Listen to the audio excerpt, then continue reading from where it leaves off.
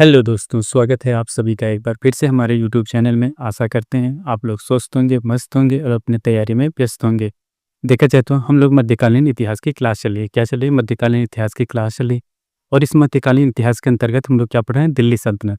दिल्ली सल्तनत के कार्यकाल की बात की जाए तो इसका कार्यकाल होता है 1206 ईस्वी से लेके 1526 ईस्वी तक ना। 1206 से लेके 1526 ईस्वी तक। इसको हम दूसरी तरह से कह सकते हैं कि कुतुबुद्दीन ऐबक के शासनकाल से लेके इब्राहिम लोदी की मृत्यु के शासनकाल में मृत्यु तक दिल्ली सल्तनत का कार्यकाल होता है। अब हम लोग देखते हैं, अब हम लोग गुलाम वंश के बारे में पढ़ लिए हैं कि गुलाम वंश ने क्या क्या योगदान दिया, उनके शासन की प्रणालियाँ क्या क्या थी और उसके साथ ही साथ उन्होंने अब भारत में स्थापत्य कला में क्या योगदान दिया है, इन सब के बारे में आपको बता दिए गए हैं। जो जितने भी पॉइंट आपको बताए गए हैं वे सभी आपके एग्जाम की दृष्टि से महत्वपूर्ण थे और आपके किसी न किसी एग्जाम में आए हुए होंगे या आने की संभावना होंगी। इस वजह से उस नोट्स को आप बार-बार रिवीजन करते रहेंगे ताकि जो उससे संबंधित क्वेश्चन आए उसको आप सॉल्व कर सकें। अब देखा जाए तो जब गुलाम वंश की समाप्ति के बाद उसके बाद अगला जो वंश शासन करता है दिल्ली सल्तनत पे, जो अगला वंश शासन करता है वह होता है खिलजी वंश। क्या होता है? वह दूसरा वंश होता है, खिलजी वंश होता है। खिलजी वंश के बारे में हम लोग कल की क्लास देखे थे, फिर आज हम लोग एक बार कल की क्लास को रिवीजन कर लेते हैं ताकि कल की क्लास जो थी वो आज की क्लास से हम लोग कनेक्ट कर सकें और आसानी से समझ सकें। आपकी कल की क्लास में बताया जाए कल की क्लास में आपको बताया गया था कि जो खिलजी वंश है इसके कार्यकाल की बात की जाए तो कितना है? खिलजी वंश के कार्यकाल की बात की जाए तो 1290 से लेकर 1320 ईस्वी तक था। और इसके संस्थापक की बात की जाती है तो इसके संस्थापक को आपको बता दिया गया था जलालुद्दीन फिरोजशाह खिलजी। कौन थे? जला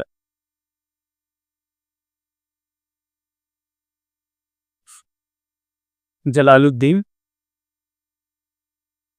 फिरोजशाह खिलजी। कौन थे? जलालुद्दीन फिरोजशाह खिलजी।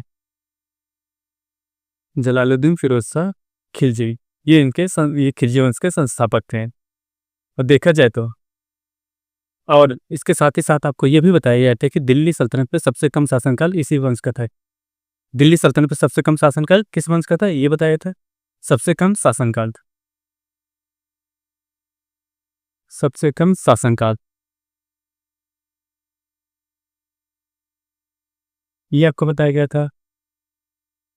उसके साथ ही साथ आपको बताया गया था कि जब उसके साथ साथ बताया गया था कि ये जो गुलाम वंश थे ये भी तो उसके साथ साथ ये जो फिरोज शाह या खिलजी वंश था ये भी तुर्क थे। इसकी पुष्टि कैसे किसने किया था? आपको एक पुस्तक बताई गई थी। आपको एक पुस्तक बताई गई थी, उस पुस्तक का क्या नाम था? आपको बताई गई थी तारिक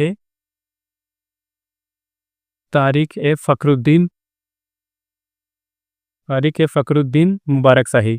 क्या पुस्तक का नाम था? तारिक ए फखरुद्दीन मुबारक शाही। मुबारक शाही इसके लेखक कौन थे? फखरुद्दीन थे। क्या थे इनके लेखक? कौन थे? लेखक फखरुद्दीन थे।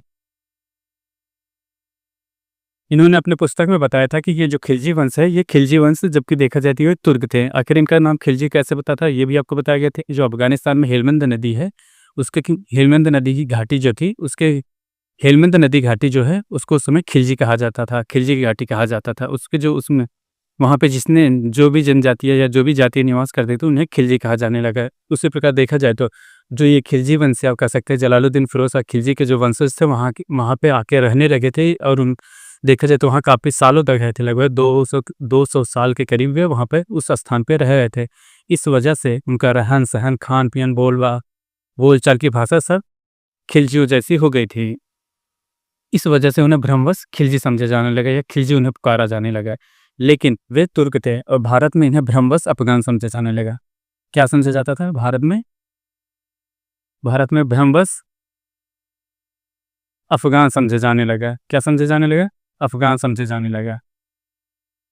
और उसके साथ साथ आपको ये भी बताया गया था कि जो गुलाम वंश या मामलूक वंश थे, आप कह सकते हैं कि गुलाम वंश जो खिलजी वंश एक दूसरे से भिन्न कैसे करते हैं, एक दूसरे को भिन्न उनकी शासन व्यवस्था करती थी। क्या करती थी?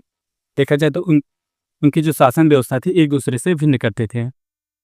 शासन व्यवस्था एक दूसरे से भिन्न करती थी। कैसे भिन्न करती थी? देखा जाए तो जो गुलाम वंश के या कह सकते हैं गुलाम वंश होता था वो अपने जो तुर्क सरदार होते अपने आप को श्रेष्ठ साबित करने में लगे रहते थे। तुर्क सरदार अपने आप को श्रेष्ठ साबित करने में लगे रहते थे। लेकिन जब खिलजी का शासनकाल आता है, कह सकते हैं जो खिलजी वंश जब से खिलजी वंश आता है वो अपने आप को जो तुर्क सरदार की श्रेष्ठता को समाप्त करता है। वो अपने शासनकाल में जो श्रेष्ठतम होता था श्रेष्ठ तुर्कों का तुर्क समाप्त करती है।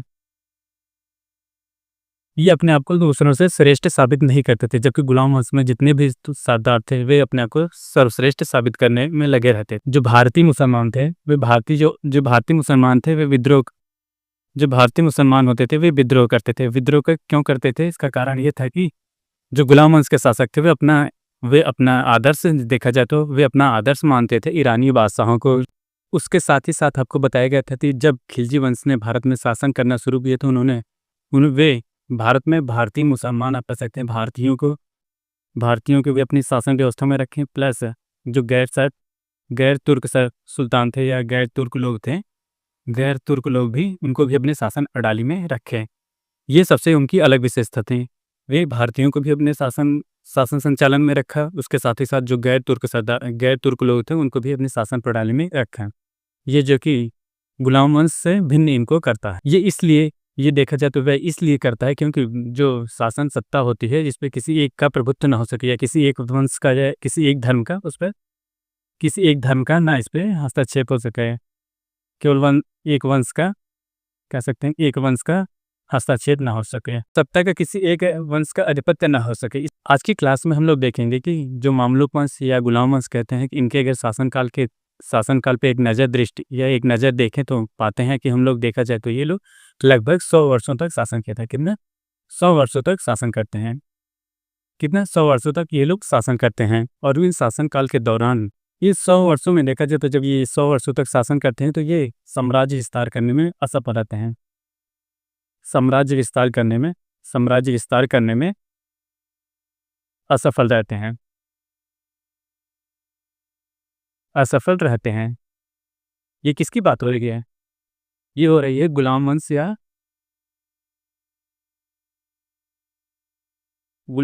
या आप कह सकते हैं मामलुक वंश। गुलाम वंश को मामलुक वंश कहा जाता था, आपको बताया गया है। गुलाम वंश या मामलुक वंश में देखा जाए तो भारत पे लगभग 100 वर्षों तक शासन किया। इन्होंने शासन तो किया लेकिन उन्होंने साम्राज्य विस्तार नहीं किया। जो मोहम्मद गोरी ने इनको साम्राज्य विस्तार दिया, कह सकते हैं जो मोहम्मद गोरी ने जितने साम्राज्य दिया था वे उसी साम्राज्य को सुरक्षित और दृढ़ करने में लगे थे। क्या करने में? सुरक्षा और दृढ़ता में लगे हुए थे। गोरी द्वारा जीते गए क्षेत्र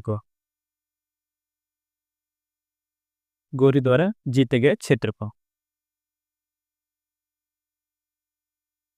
इन्होंने, देखा जाए तो जो गुलाम वंश में जितने भी शासक होते हैं उन्होंने साम्राज्य विस्तार करने में कोई योगदान नहीं दिया, बल्कि जो मोहम्मद गोरी का जितना भी साम्राज्य इन्होंने विस्तार किया था या साम्राज्य जितना भारत में विजित किया था, उन्हीं सभी साम्राज्यों को इन्होंने सुरक्षा कर रहे थे या सुरक्षित कर रहे थे या उनको सुदृढ़ कर रहे थे। बाकी इन्होंने अपनी तरफ से कोई भी साम्राज्य में या कह सकते हैं कोई अलग से क्षेत्र नहीं विजित किए। इन्होंने नहीं विजित किया, इसका क्या कारण था? देखा जाए तो इन्होंने नहीं विजित किया, इसके पीछे का कारण था कि उस समय जो हिंदू राजा थे, कह सकते हैं कि हिंदू राजा एवं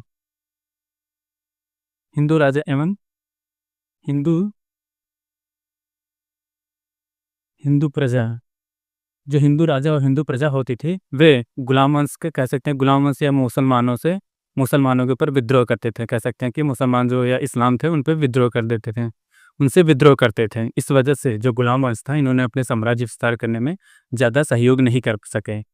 न सहयोग करने के पीछे आपको एक कारण और बताया गया थी, क्योंकि इन्होंने, जो गुलाम वंश था, इन्होंने अपने साम्राज्य विस्तार में, आप कह सकते हैं कि शासन व्यवस्था में एक भी ना ही किसी हिंदू को रखे थे, ना ही किसी गैर तुर्क सरदारों को रखे थे, जबकि उनके साम्राज्य में सभी तुर्क सरदार होते थे, उन्हीं को वे अपने शासन प्रणाली में रखते थे। इसी वजह से जो हिंदू राजा थे या हिंदू प्रजा थी वे उनसे मुसलमान या कह सकते इस्लाम धर्म से विद्रोह करते थे। यही कारण था कि उन्हें ज़्यादा अपने साम्राज्य विस्तार नहीं कर सके। जो गोरी ने विजित किया था उसी पे वे अपना शासन संचालन कर रहे थे। लगभग 100 वर्षों के आप कह सकते हैं कि जब 100 वर्षों तक इन्होंने शासन किया था, जो अब मैप टिकली, ये जैसे हम मान लेते हैं ये भारत का मैप, ये अगर हम भारत का मैप ऐसे बना रहे, मान लीजिए ये भारत का मैप बन गया है। जो उत्तर भारत का देखा जाए तो लगभग 100 वर्षों तक शासन करने के बाद भी जो इलबारी तुर्क थे, आप कह सकते हैं जो गुलाम वंश था या इलबारी तुर्क था, उन्होंने उत्तर भारत का विजय नहीं प्राप्त कर सकते। लगभग 100 वर्षों तक जो गुलाम वंश या इलबारी तुर्क वंश थे ये लगभग 100 वर्षों तक शासन किए थे, जबकि उन्होंने उत्तर भारत पर विजय नहीं कर सके थे। नहीं करने का पीछे क्या कारण था? हिंदू राजा एवं हिंदू प्रजाओं का विद्रोह होता था। विद्रोह कर देते थे, इस वजह से वे अपने साम्राज्य विस्तार कर नहीं पा रहे थे। यही कारण था। जब इसके बाद जब खिलजी वंश का शासनकाल आता है या खिलजी वंश ने जब एंट्री करते हैं भारत में, तो वो जब भारत में खिलजी वंश का स्थापित होता है, आप कह सकते हैं जब दिल्ली सल्तनत पे खिलजी वंश ने शासन करना शुरू करता है, तो उन्होंने उन्होंने इस प्रथा को तोड़ते हुए खिलजी वंश ने इस स्थिति को परिवर्तन किया। किस स्थिति को? जो इन्होंने अपना साम्राज्य विस्तार करने में असफल रहे हैं। देखा जाए तो जो गुलाम वंश था, उन्होंने साम्राज्य विस्तार करने में जो असफल रहे हैं, इस स्थिति को खिलजी वंश ने परिवर्तन किया। देखा जाए परिवर्तन किया। अलाउद्दीन जो खिलजी था, अलाउद्दीन खिलजी ने भारत में अलाउद्दीन खिलजी थे, कौन थे? अलाउद्दीन खिलजी अलाउद्दीन खिलजी ने इस स्थिति अलाउद्दीन खिलजी ने इस स्थिति को, कौन सी स्थिति को? जिन्होंने 100 वर्षों तक साम्राज्य विस्तार नहीं किया था, इस स्थिति को परिवर्तन करते हैं। इन्होंने जब दिल्ली में शासन करते हैं, तो उन्होंने जब अलाउद्दीन खिलजी शासन पे होते हैं, तो उन्होंने साम्राज्य विस्तार करने में सफलता प्राप्त करते हैं। क्या करते हैं? साम्राज्य विस्तार में सफलता प्राप्त करते हैं, सफल होते हैं। क्या होते हैं? जो कार्य गुलाम वंशों ने नहीं किया था, वह कार्य खिलजी वंशों ने किया था कि उन्होंने साम्राज्य विस्तार किया था। कौन किया था? अलाउद्दीन खिलजी ने किया था साम्राज्य विस्तार। कैसे किया था? देखो, उन्होंने आपको पहले बताया गया था, जो हिंदू शासक थे, हिंदू शासक की शक्तियों को उन्होंने कमजोर किया है। हिंदू शासक की जो शक्तियाँ थी, उनको कमजोर किया। शासक की शक्तियों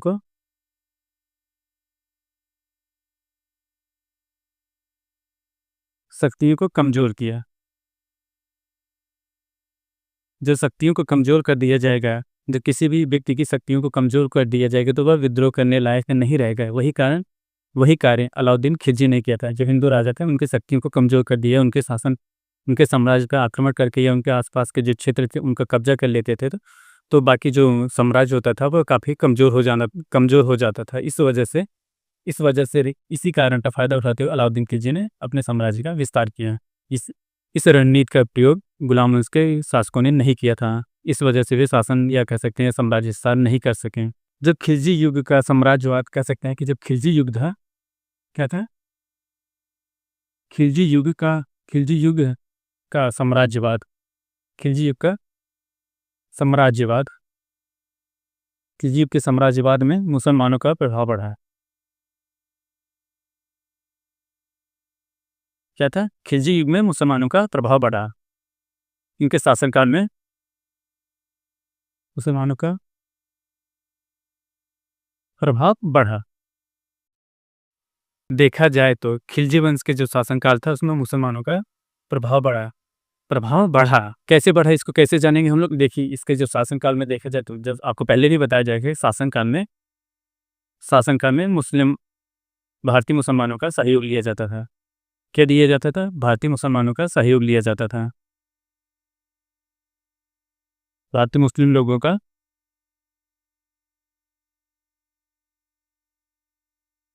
सहयोग लिया जाता था।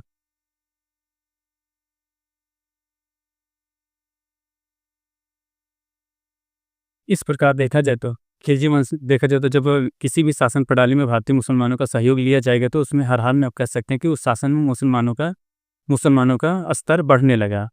एक अन्य दृष्टि से देखें तो जो खिलजी वंश था, इसका महत्व क्यों था? एक अन्य दृष्टि से खिलजी के वंश का आखिर महत्व क्यों था? अगर बात किया जाए, तो जो जलालुद्दीन फिरोज शाह खिलजी थे, इन्होंने सिंहासन न तो वंशानुगत अपना अधिकार पाए, न तो वंशानुगत सिंहासन को प्राप्त करते हैं, ना ही आप कह सकते हैं कि ना ही खड़यंत्र के द्वारा खड़यंत्र को दिल्ली के सिंहासन पर आसीन होते ही, और साथ ही साथ ना ही ये जलालुद्दीन ना तो अपना जो कह सकते हैं दिल्ली के राज सिंहासन कैसे प्राप्त करें, ना तो वंशानुगत थे वे, ना ही खड़यंत्र थे, ना ही चुनाव द्वारा इनका चुनाव हुआ था कि ये दिल्ली के अगले सुल्तान होंगे। जिस प्रकार देखा जाए तो जब गुलाम वंश में रजिया सुल्तान शासकिया बनती है, तो उसमें दिल्ली की जनता उनको चुनती है। ना ही इस प्रकार, ना ही आप कह सकते हैं जलालुद्दीन का चुनाव द्वारा वे चुने गए, ना ही खड़यंत्र के द्वारा वे रचे गए, ना ही खड़यंत्र के द्वारा वे सुल्तान बनते, और ना ही उनकी जो वंशानुगत थे कि ये बाबू, या कह सकते हैं बलबन के कोई भी उत्तराधिकारी होंगे, उनके पुत्र के पुत्र रहेंगे, ऐसा कोई भी इन तीनों में से कोई भी नहीं थे। बल्कि इन्होंने दिल्ली के राज सिंहासन को कैसे प्राप्त किया था? इन्होंने अपनी शक्ति के दम पे उन्होंने दिल्ली के राज सिंहासन को प्राप्त किया था। शक्ति के दम पे दम पे दिल्ली पर आधिपत्य किया था। दिल्ली पर आधिपत्य किया था। कैसे किया था? अपनी शक्ति के आधार पर। और ये देखा जाए तो खिलजी वंश के जितने भी शासक थे, इन्होंने अपनी शक्तियों के दम पे ही अपना साम्राज्य विस्तार किया था। अपने वंश का निर्माण या अपने वंश की बागडोर संभाल रखे थे। जिस दिन इनकी शक्तियाँ कमज़ोर हुई, उस दिन देखा जाए तो खिलजी वंश का पतन निश्चित था।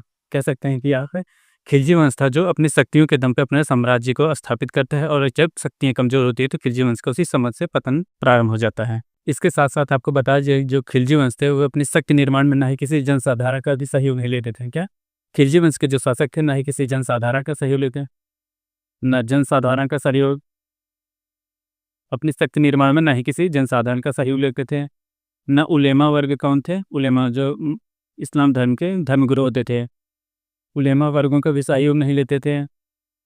वे अपने दम पे ही कह सकते हैं कि वे अपने दम पे शासन करते थे, ना जनसाधारण की शक्तियों का प्रयोग करते थे, ना ही वे उलेमा वर्गों का अपनी शक्तियों का प्रयोग करते थे। सबसे महत्वपूर्ण बात क्या थी? सबसे महत्वपूर्ण बात ये थी कि जो खिलजी वंश के शासक थे, आप कह सकते हैं कि जो खिलजी वंश के शासक थे, क्या थे? खिलजी वंश के जितने भी शासक थे, वे खलीफा से सुल्तान पद की स्वीकृति नहीं प्राप्त की है। सुल्तान पद की स्वीकृति नहीं लेते थे या नहीं प्राप्त की है।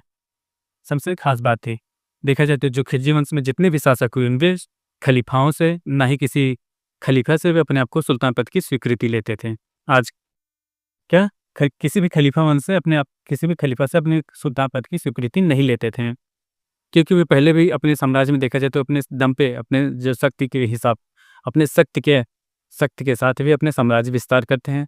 ना ही किसी जनसाधारण का सहयोग लेते हैं, ना ही किसी उलेमा वर्ग का अपने शासन में हस्तक्षेप करते हैं। तो वे अपन सिंहासन पे कैसे प्राप्त करते हैं? वे सिंहासन कैसे हासिल करते हैं? ना ही उनकी कोई वंशानुगत पद्धति थी कि नहीं वंश के आधार पर उनका शासन मिलता, ना ही वे कोई षड्यंत्र रचते हैं कि नहीं इनको चुनाव जैसे षड्यंत्र करके उस राजा के मृत्यु कर दिया जाए अचानक, उसके बाद फिर वे सिंहासन पर आसीन होते, ऐसा भी कोई सीन ना था। ना ही चुनाव द्वारा, जैसे रजिया सुल्ताना का चुनाव द्वारा जनता जो वहाँ की चुनाव करती है, उसके बाद शासिका बनती है, जबकि इन तीनों में से कोई भी पद्धति नहीं थी, जबकि इन्होंने अपनी शक्ति के दम पे दिल्ली के सिंहासन के अपने हाथों में लिया था। आज के लिए बस इतना ही। आप हमारे चैनल पर नए हो तो चैनल को लाइक करें, शेयर करें, सब्सक्राइब करें। मिलते हैं नेक्स्ट वीडियो में, तब तक के लिए धन्यवाद। Bye bye.